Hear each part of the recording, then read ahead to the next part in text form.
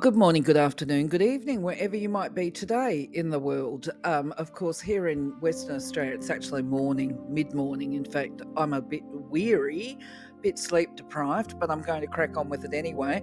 Today, we're going to be talking about the angel Nisroc. He's actually the angel of freedom, and it's not quite what you might imagine it to be as far as messages go. But to be honest, I think this would be the case with any of the videos that I'm putting together. I think as humans, we have these preconceived ideas of what a word means because it's based on language and what that's going to translate to from a divine perspective. But before we get into it, just a reminder, actually, before I do the reminder about the angel wings, there's something that I prefer. Angels' auras, light bodies. They don't actually have feathery wings. But either way, before I get into it, I just want to say, look, thank you for joining me today. I'm glad to have you as part of my journey. If you're new to the channel, welcome aboard. I hope you'll find the content interesting and stick around. If you're a returning visitor, thank you. Warms the cockles of my heart. I'm glad that you're finding the content interesting, and I hope that you continue to do so. But whether or not you follow the information or the strategy that I give to you through these videos, I'm happy just to be an opener, to open your mind to possibility and potential, because that's what we're all here for, really. So either way, I do invite you to put your comments up, your thoughts, your beliefs. If you believe differently, that's fine. And just a reminder too, before I get into speaking about Nisroc specifically, when we talk about the angels and I give them names, these are names that obviously I've heard along the way, or picked up somewhere as to what the name of the angel actually is.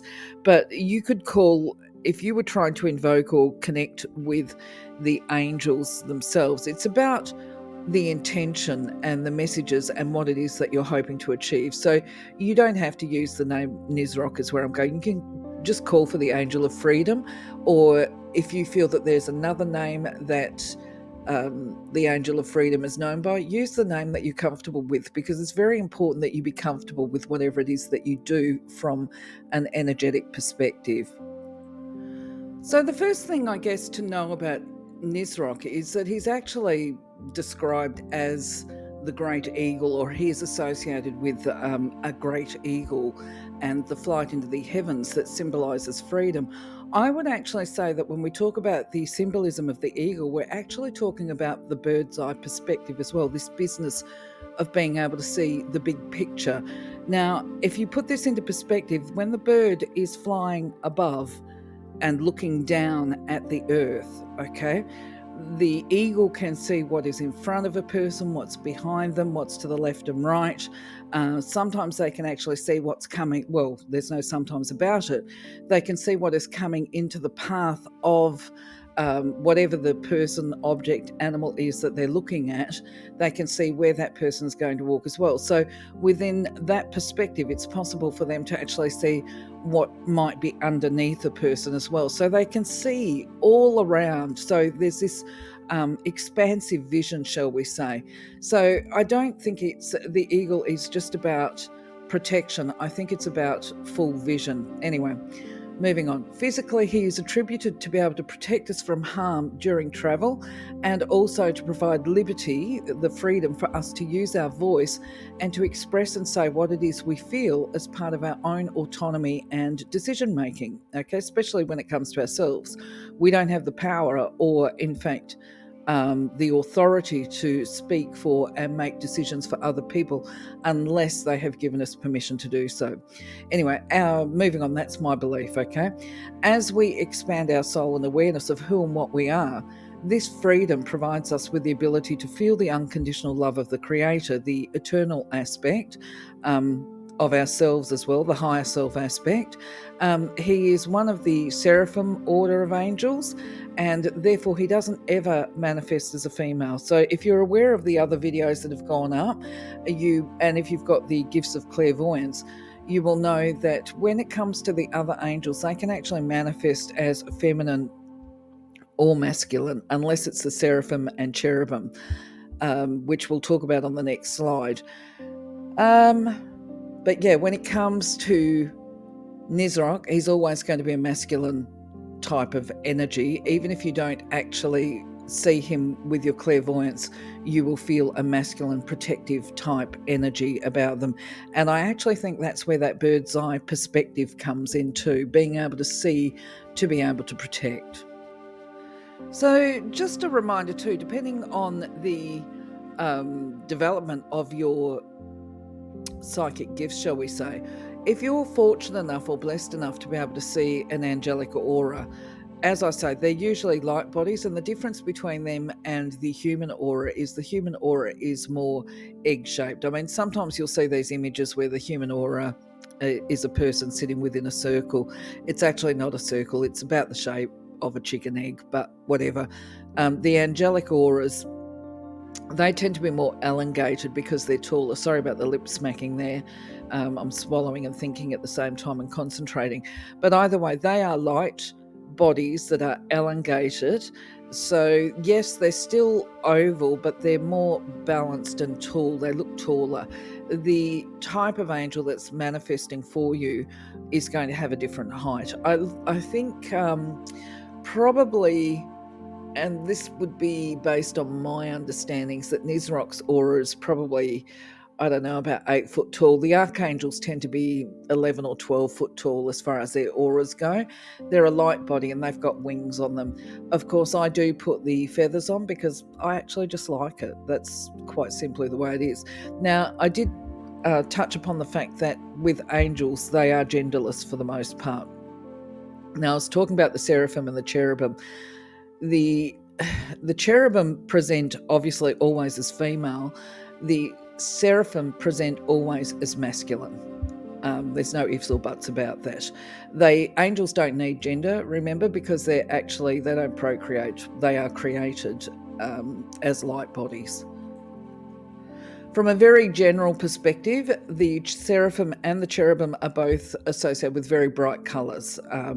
And the seraphim are tasked from a general perspective to help people to step into their power, to overcome any issues they might have around guilt of being a powerful person.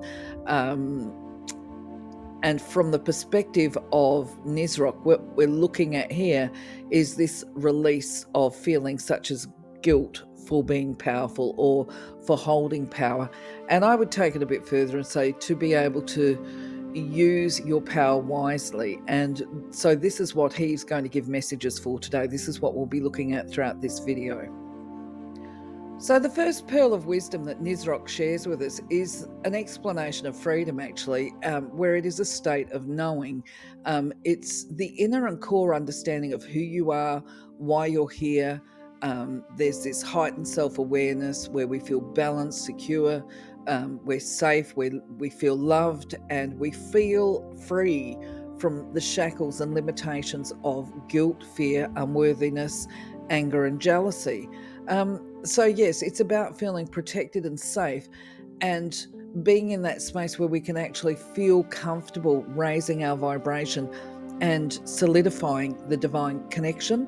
And so what he offers us is this liberation and freedom with this yearning desire to be a servant, shall we say, of, you can call it God if you like, creator.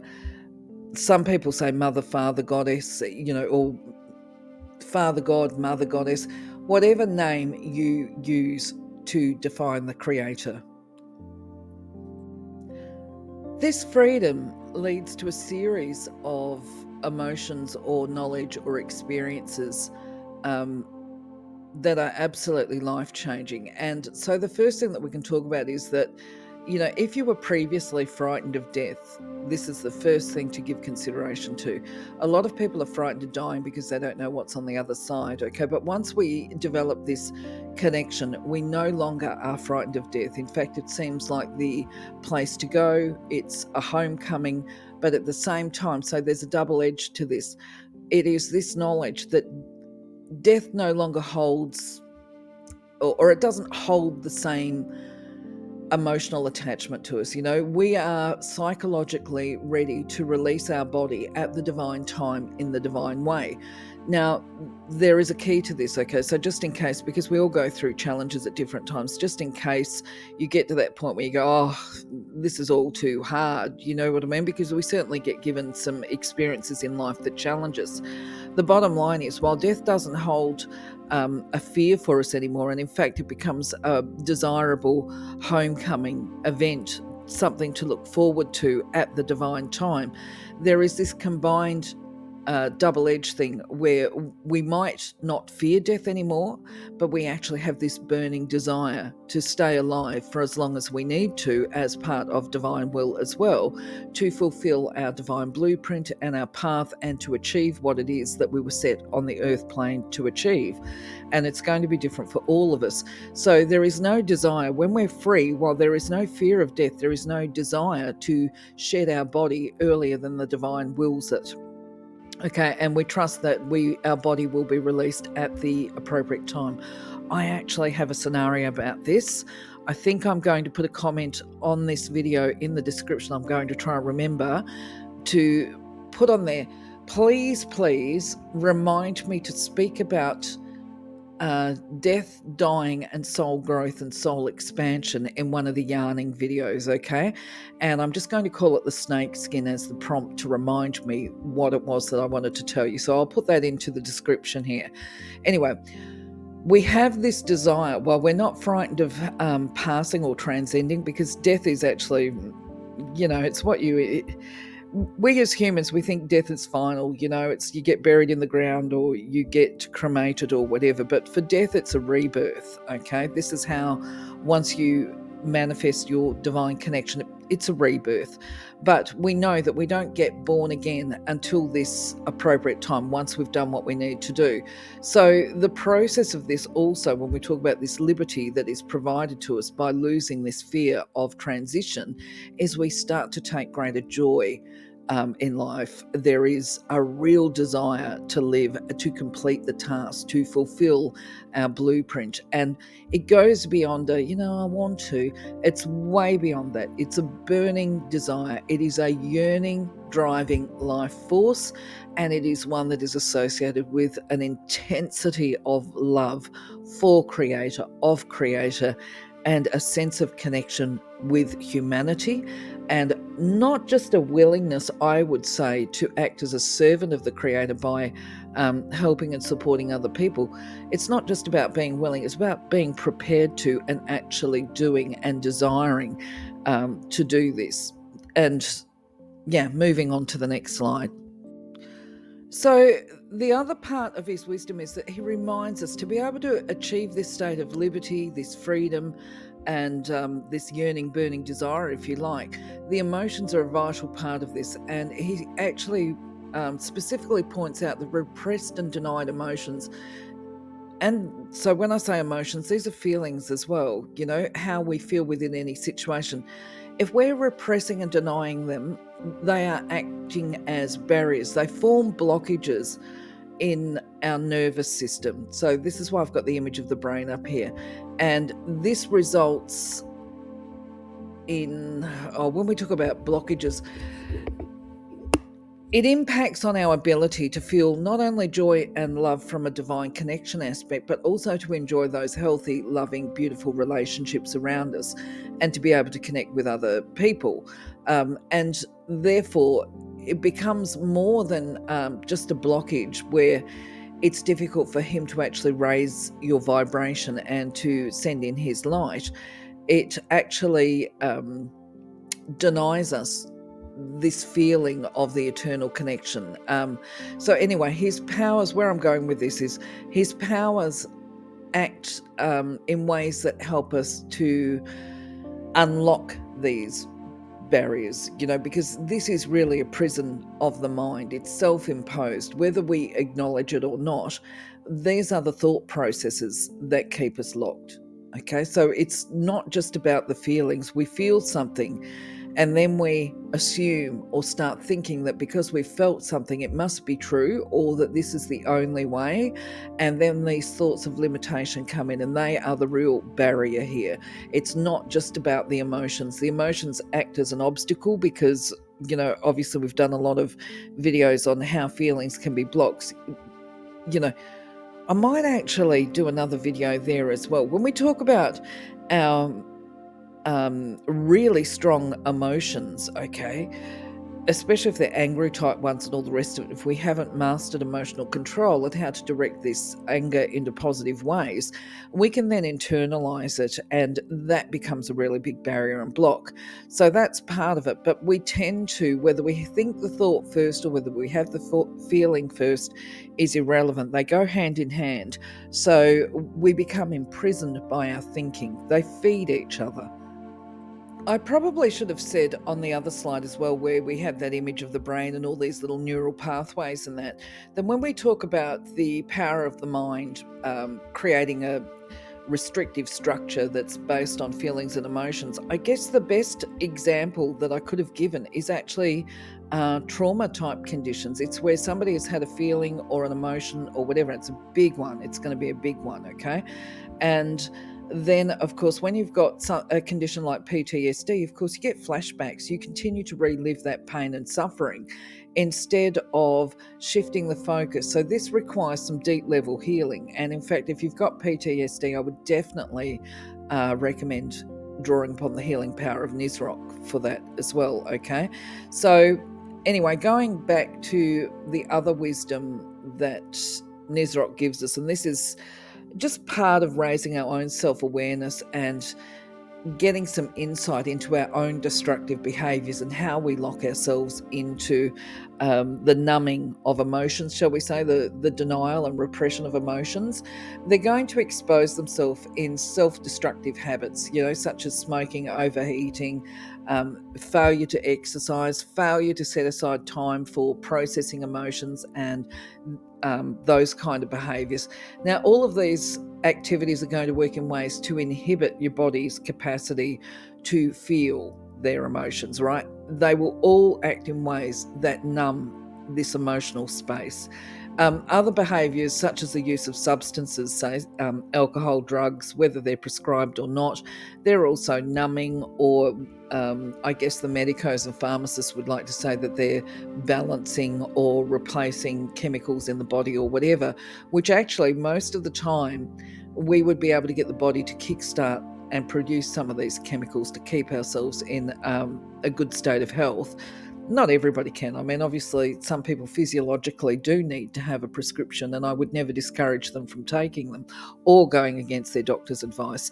You can use this angelic energy in conjunction with your current treatment plans. But anyway, back to the message, right? So these other behaviours, the use of substances, sugar and caffeine are up there as a substance. They actually can manipulate your personal energy flow, as can your self-talk, okay? Okay, so just think about this. When we go back to that little schema image that I had, your self-talk is your thoughts. These become your neurological patterns of thinking and doing, and what we think, obviously, we create. So if you're thinking things that are fear-based, you're going to start having anxiety-type behaviours, and if you continue to deny fear and anger and suppress your emotions, especially the uncomfortable ones, then it's going to most definitely, and you will know this, there's no secret in this. I'm not telling people stuff that they haven't already learned. I'm just reminding you that this suppression of emotions impacts on the relationships that we have with the people around us, and that also combines and further impedes our capacity to connect with the divine, because quite often, especially if we're in the early stages of developing our, connection, raising our vibration, that kind of thing, if we have poor relationships with other people, then as humans, we tend to look at ourselves and think there's something inherently wrong with us, that we can't actually have healthy relationships with people. And I just want to reiterate, it's not that there's something wrong with you, it's simply that we are all developing at our own pace, at our own stage. So anyway, this business or thinking that there is something wrong with us, I could go into that and say, look, that's like measuring yourself up against somebody else's yardstick. It's not healthy. It's not a good idea. But it can also feed illusions and delusions. about ourselves as well that aren't based in any form of reality. So Nisroc basically encourages us to really take a deep dive, dig down, unearth the subconscious thoughts that are informing your behaviors and any negative self-talk. And that the way that you can do this is, instead of when situations occur, instead of taking that hook and jumping into the debate, the argument, the situation, try and take an emotional step back and be an observer, right? And then you will start to see how these habits and that control your friends, your family, and yourself, okay? Because what you see in your family and friends or the associates is a reflection of what is happening inside of you. It's either a direct reflection of behavior and values. Let me try and think of an example. I'll just put this on pause for a moment. So probably the simplest one is that, one finger pointing at you, three pointing at me, saying, where you look at a person, you go, you know what I really don't like about you? You're so impatient. You're so X, Y, Z, right? What you're actually seeing is an aspect of yourself that you're denying. Sometimes, though, what people do that causes a trigger in us, it's not actually about us seeing an aspect of ourselves in as far as, let's say it was a criminal who did something really, really horrible, and that would be outside of our moral compass. It just doesn't, it's not something we would ever consider doing. But we get triggered into an emotional response because we hold this viewpoint around what it is that they've done.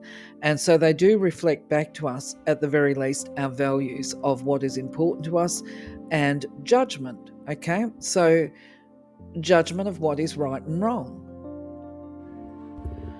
So Nisroc's message actually includes being able to recognize when we're being judgmental, okay? Because unwanted and undesirable circumstances, they're often opportunities to expose judgments or fixed beliefs, and these need to be released. Now, the release of judgment is through your feelings. You're encouraged to be willing to retrieve the repressed memories, and this can be of abuse, of betrayal, and you may become aware of them in a dream state, or when you wake in the morning, they might come flooding back to you very quickly. And even in your day-to-day living. Now, the idea is to observe yourself. Notice how you react to things like what you see on the news. This is when I'm talking about the criminal reflection of behavior that goes against our moral compass, right? How do you react to the treatment of yourself by your family and friends? How do you react to the information that you see on the news? What happens at work within your work situation, your work relationships? How does that feel for you? And does judgment have a place within these scenarios? You could take the observer role, looking at yourself, going, do you feel comfortable with your belongings, what you hold, what you own, what you enjoy? Are you living in ways that reflect the truth of who you are? And how do you treat yourself? Explore the impact of emotions upon your body and actually feel where it sits in your body, right? So I'll give you an example here. Anxiety is often felt in the area between your chest and your neck, and it can be felt as butterflies. Sometimes, depending on where you are at, it does have changes. I mean, feel free to put your own information up here. Now, I think my belief is that the reason why it's really important for us to find the judgment that sits within ourselves is because we judge ourselves. By that measure we judge other people, we judge ourselves equally as harshly. And perhaps we're being unreasonable with our expectations of what we should be doing. Okay, there is a group of people, and I believe this as well, that if you got the words could and should in your vocabulary, it might be time to push them out the door, because could, should, they're not definites, they're possibilities, they're maybes. But what would you do? What will you do? You're talking about whether or not you will do something or whether you're actively doing it, okay? But either way, going back to judgment, what am I trying to help you with here? Just basically, when we're judging ourselves very harshly, we're not being loving and kind to ourselves. And so when people reflect to us things of them that we judge harshly. That becomes an opportunity to look at ourselves and look within and see where we might be being harsh, unloving, and unkind to ourselves. Now, by now, I would like to think that you've actually looked at things like your divine plan, that you understand about free will, and that we all have power in choices, which is, of course, what Nisroc is attempting to support us with. Now, what I've done is put together on this slide some of the recommendations that actually come specifically through from the messages of Nisroc, and that is how to make your choices. Now, from my perspective, this is how I work. With something where there's clear guidance and direction, such as these choices I've got on this slide, before I do an invocation, I would actually affirm to the universe that I am making the choice. I am consciously choosing to be willing to feel the emotional cause of my judgments and pain, and to be courageous and to work through these causes and release them as emotional baggage. You can make these statements, you can adapt them to whatever it is that you would like them to be, but basically this is the essence of them. Now, I would also encourage you to, as part of your practice, when you make these affirmations, say them aloud, verbalize them, express them aloud, so that you yourself can actually hear it and embed this into your own thinking, because you're looking to change your thinking processes here as well. And then I would go into the invocation. And here, of course, is an example of an invocation that I've put together for you.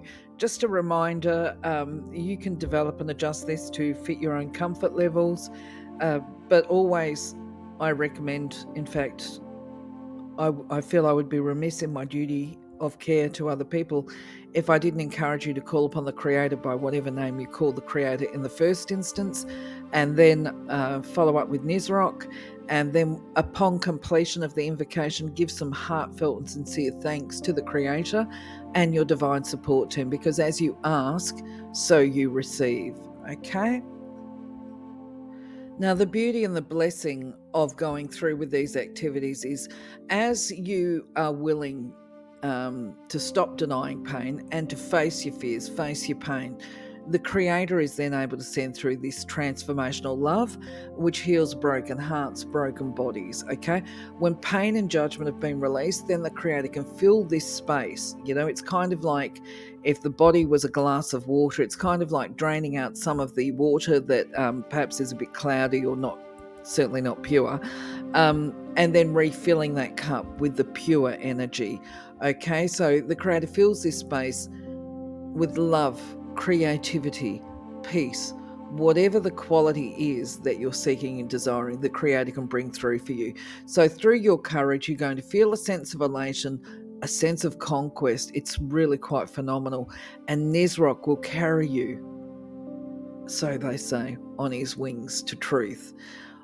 Whether he carries you on his wings to truth or not, you're certainly going to be free to find and have revealed the truth of your eternal self to you. It is fabulous. I don't know that there's ever any finality. As I say again and again, there is an ongoing series of growth and development that our soul goes through. And when we build our relationships with the angels, it just makes each stage I think perhaps easier. Hear me stumble over the words. Easier, I don't even know if that's the correct word. It makes it easier to connect with the angels, to get the divine support that we need to carry us through each of the stages that we encounter along our earthly existence, if that makes any sense. So, my friends, that is today's little gems through to you to the best of my ability.